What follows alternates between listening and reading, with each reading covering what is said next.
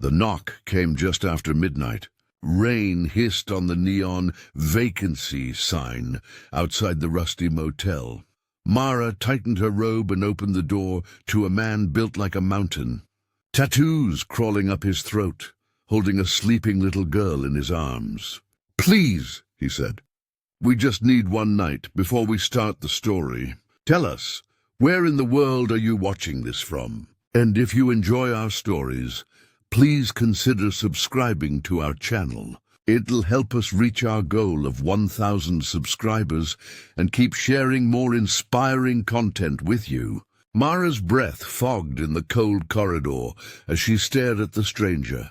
His beard was soaked, his leather cut dripping rain.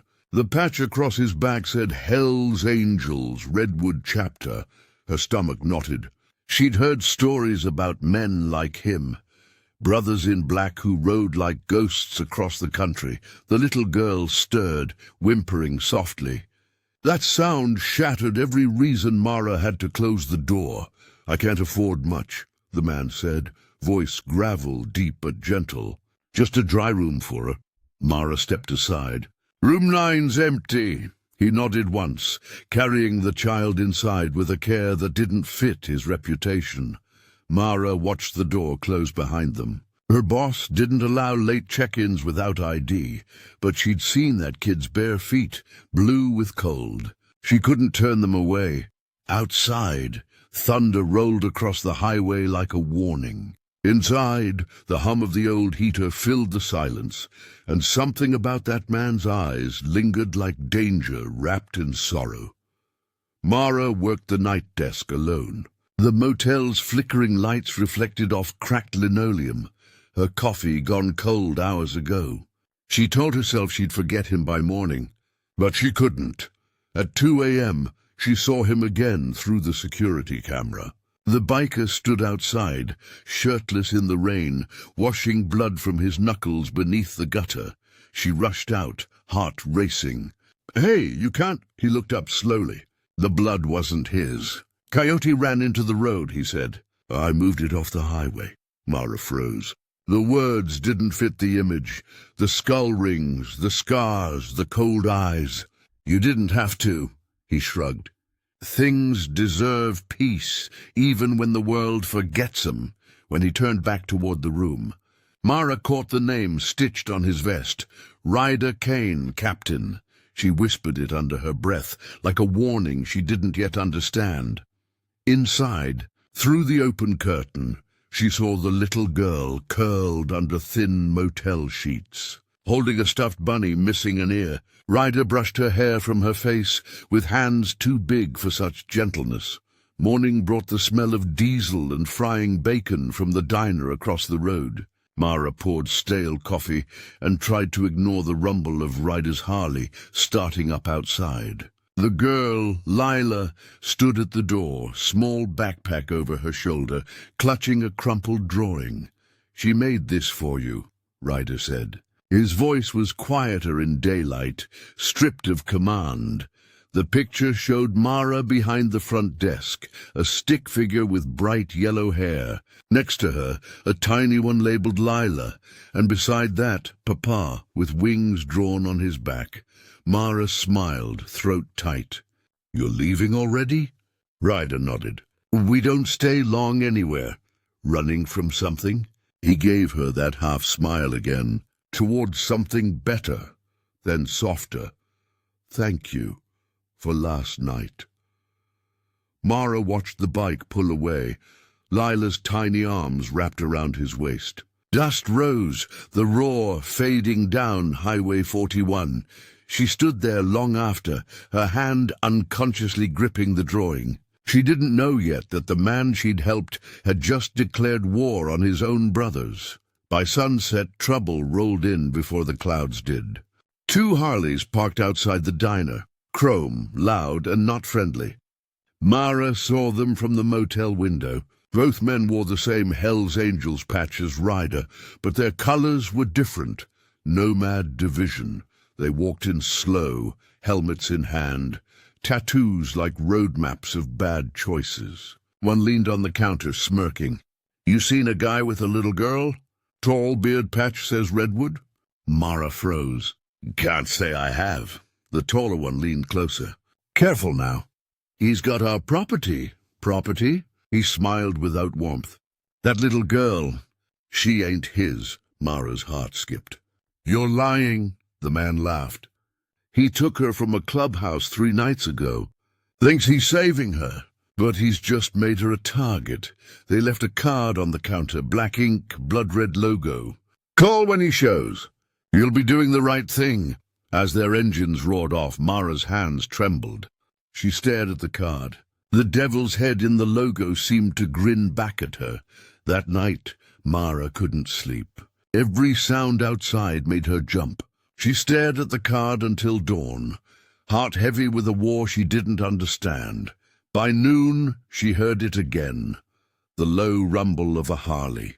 She ran outside before logic could stop her. Ryder stood there, dust on his boots, eyes shadowed. Lila sat sleepy on the bike, clutching her bunny. Rhodes got eyes, he said quietly. You talk to anyone? No, Mara swallowed. But they came here. Said Lila isn't yours. Ryder's jaw tightened. They'd say worse if it kept her in their hands. He handed Mara a folded envelope. If I don't come back tonight, give this to Sheriff Tate. Tell him it's time the truth came out.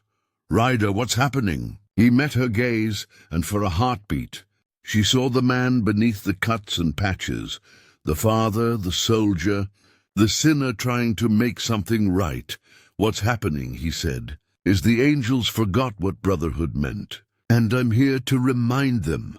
Mara stood on the gravel lot as Ryder revved his Harley, exhaust fumes curling through the afternoon haze. The look in his eyes said everything. He wasn't running this time. He was going to end something. Don't do this alone, she said. He almost smiled. Been alone long before you opened that door. Lila reached from the seat, her tiny fingers brushing Mara's wrist. Will you stay with me? The words cut through steel and thunder. Mara nodded. Always. Ryder exhaled, like her promise gave him permission to face the fire. Then he was gone, his tail light vanishing down the long stretch of asphalt leading toward the canyon. Inside the motel room, Lila drew quietly while Mara stared at the clock. The world outside went still, too still. Then headlights. A van pulled into the lot. No Harley growl, just the silent purr of something meant to stalk. Mara's stomach dropped. She pulled Lila close and killed the lights. We're just going to play a quiet game, okay? She whispered. The girl nodded. Outside, boots crunched gravel. 3 men stepped out of the van. Same colors. Nomads. Their shadows stretched across the cracked motel wall. Ryder's girls inside, one muttered. Boss wants her alive. The woman doesn't matter. Mara's pulse hammered. She reached for the drawer beneath the counter. Her late father's revolver, long unused but loaded. Her hands shook as she cocked the hammer. A heavy knock rattled the door. Open up, sweetheart. Don't make us break it. Lila clutched Mara's arm, whispering, Papa said never open for strangers. Mara swallowed. He's right.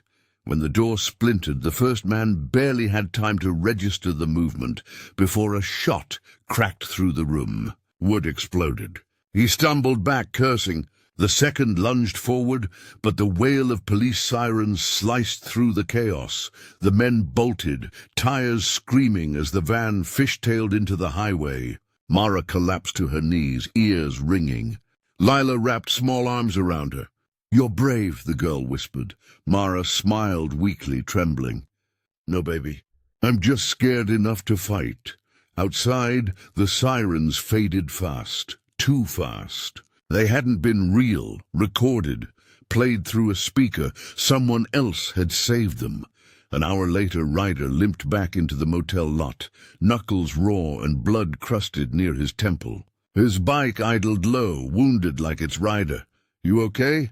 Mara asked, voice breaking between fear and relief. He looked at her, then at Lila, safe, alive, and his shoulders finally dropped.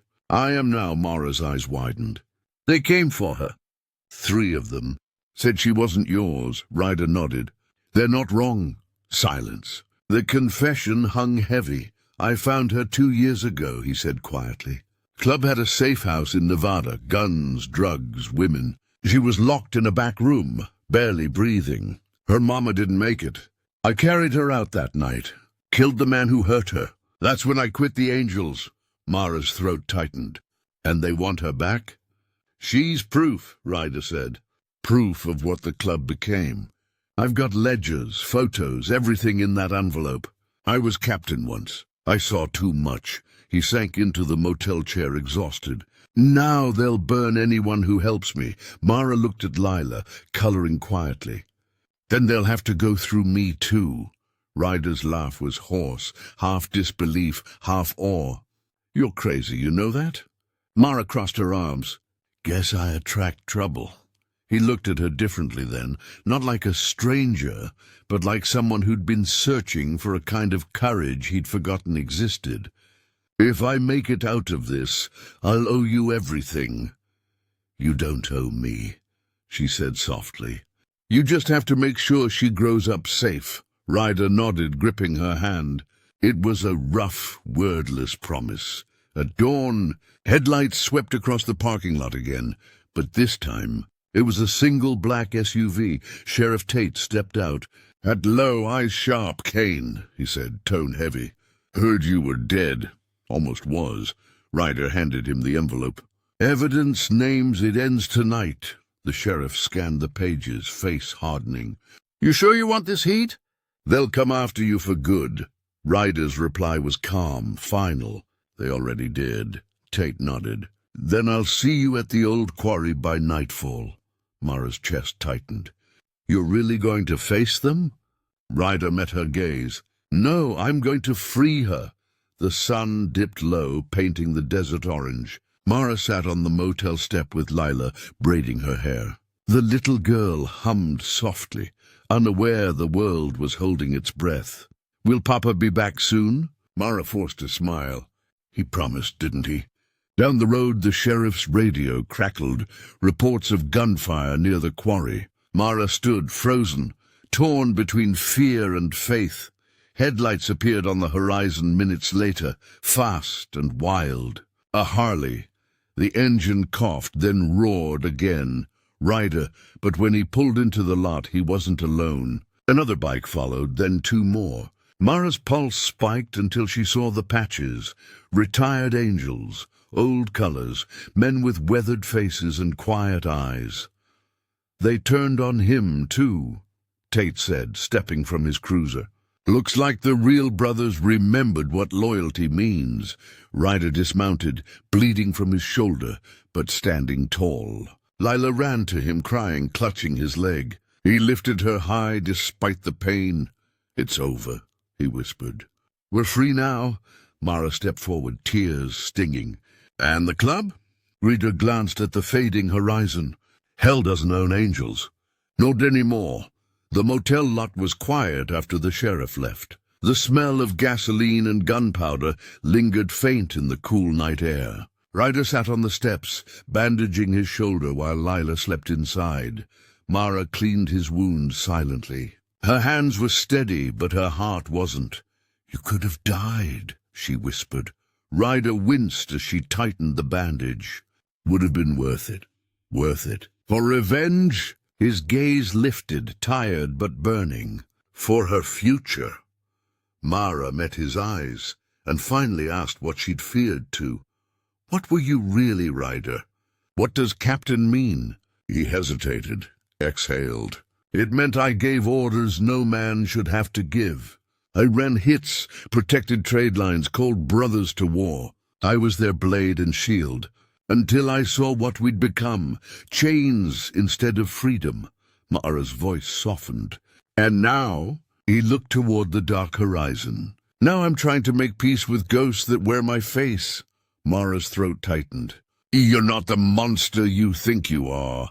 Ryder smiled faintly. You don't know half of it. An hour later, red lights flared across the highway, headlamps of a convoy moving fast. Mara stepped outside, panic rising. Ryder's ex-brothers weren't done. They tracked me, Ryder said, pulling his gun from his boot.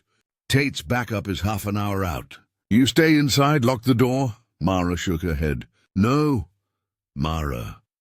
I'm not hiding while they take everything from you again. He wanted to argue, but something in her voice stopped him. They stood side by side as engines roared closer. The first Harley skidded to a stop, gravel spraying. A tall man with a serpent tattoo across his neck stepped forward, Vex, the new captain. His smirk was cold. You think you can expose us, brother? Vex called. You forgot the first rule. You don't leave family. Ryder stepped forward, pistol steady. You stopped being family when you started selling kids? A ripple of tension spread. Vex laughed. You talk like a saint. But you built this machine, Ryder. You taught us how to run it. Mara watched Ryder's hand tremble. He didn't deny it, because it was true. Vex motioned and two bikes flanked him, forming a half circle around the lot. Give us the girl, and we'll let you walk, he said. One last courtesy for the old captain. Ryder shook his head. She's not yours. She never was, Vex smirked. Then I'll take her from your grave. The first shot came from the darkness behind them. Not from Ryder, from Mara. The crack split the night like thunder. Vex's shoulder snapped back as she fired again, teeth clenched, fear drowned by fury. Ryder turned to her in shock, then charged forward. The firefight erupted like chaos let loose. Gunfire flashed. Metal screamed. Ryder took down one, then another, moving with brutal precision born from years of training he'd once sworn off. Then a sound tore through him.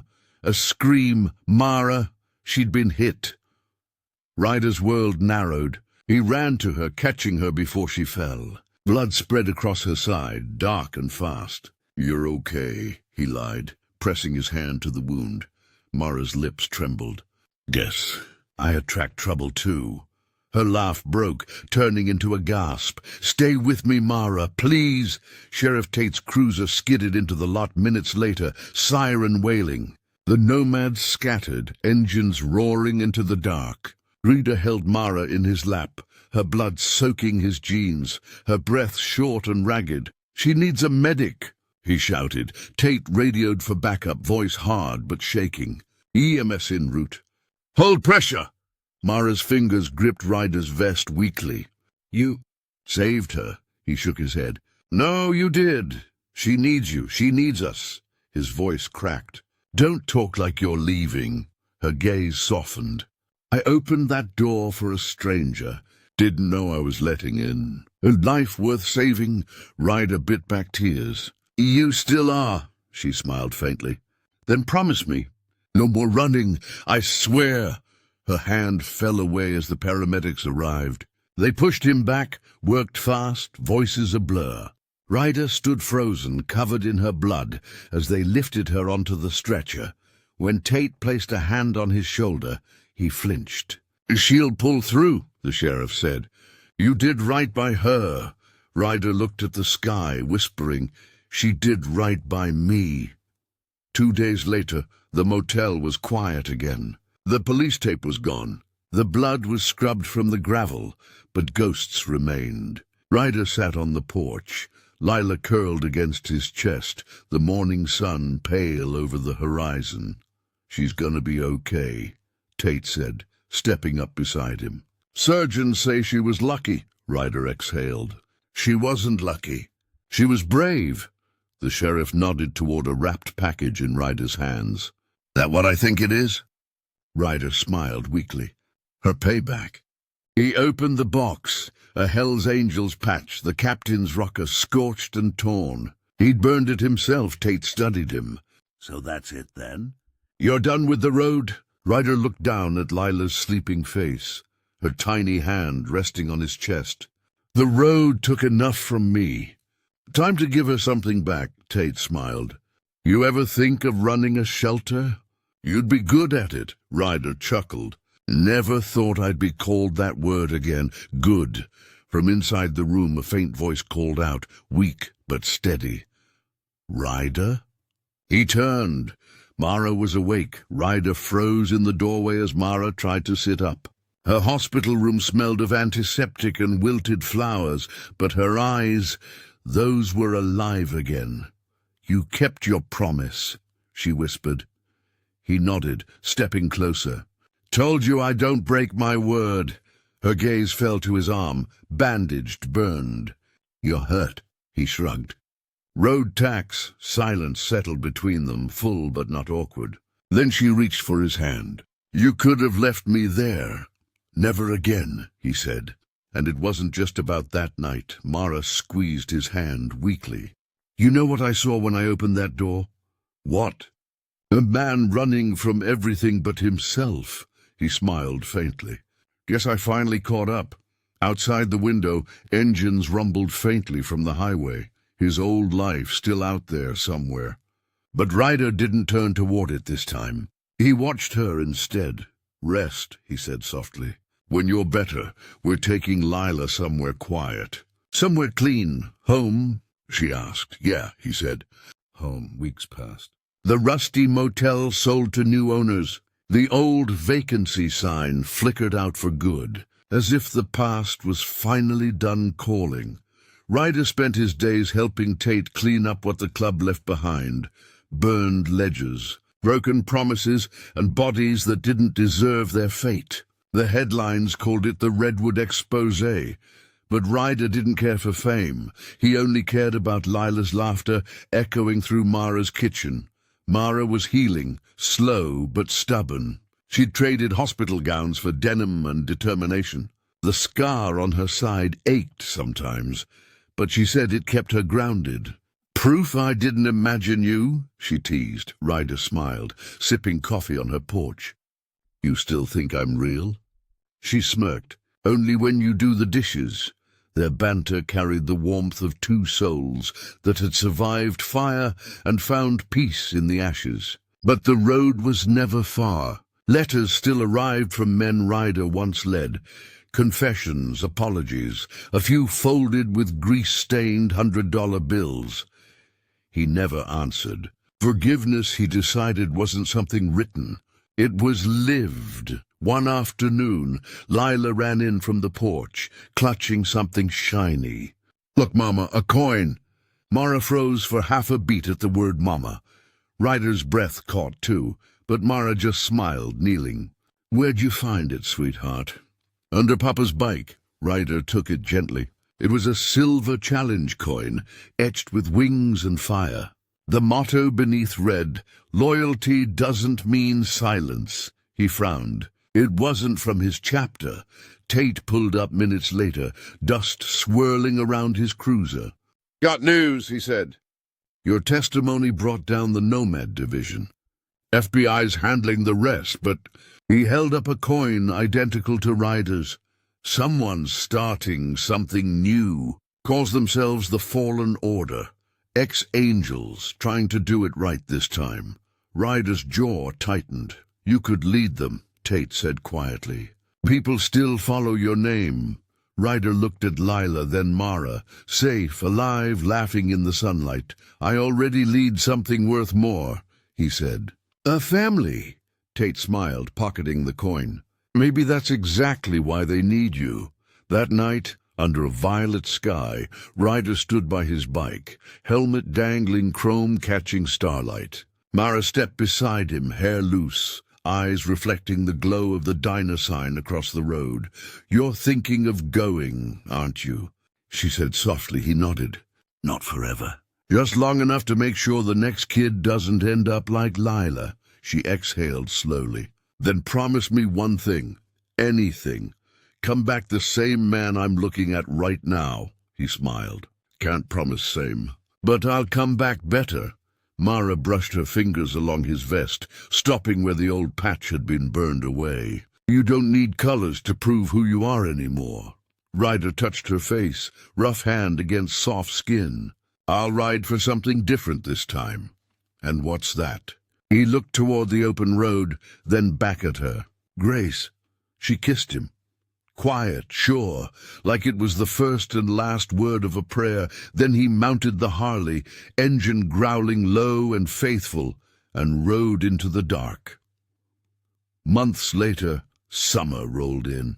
The small town breathed easier now. No more raids, no more fear. Mara ran the diner across from the old motel. Leela helped wipe tables, her laughter ringing like wind chimes. One afternoon, a familiar rumble echoed down Main Street. Mara turned, heart skipping. Ryder's Harley coasted to a stop out front. He looked different, lighter somehow. A new patch sewn onto his vest. Fallen order, founder. He swung off the bike, walked inside, and wrapped Mara in his arms before saying a word. "You kept your promise," she whispered. "So did you," he replied. Lila ran from behind the counter, shouting, "Papa!" He lifted her easily, spinning her until both were laughing. Outside, the sun dipped gold behind the hills, catching the chrome in a blaze of light. Ryder kissed Mara's forehead, whispering, "You saved a killer and made him human again." She smiled. "No, Ryder, you were always human. You just forgot." He looked out toward the open road, then back at his family, and smiled like a man who finally understood freedom. If this story stirred something in your heart, remember, sometimes the toughest riders carry the gentlest souls. Subscribe to Rides of Loyalty, hit that bell icon, and join us for more true tales of redemption, road, and the kind of love only the wind can understand.